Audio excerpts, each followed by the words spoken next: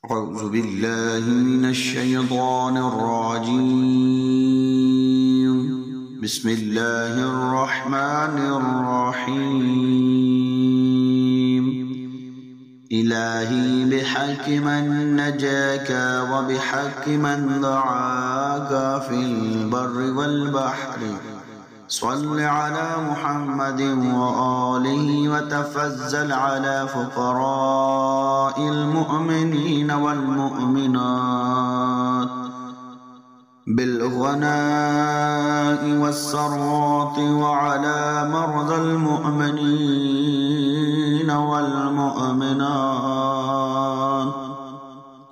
بالشفاء والصحة وعلى أحياء المؤمنين والمؤمنات باللطف والكرم وعلى أموات المؤمنين والمؤمنات بالمغفرة والرحمة وعلى غرباء المؤمنين والمؤمنات بالرد إلى أوطانهم سالمين غانمين بمحمد وآله أجمعين.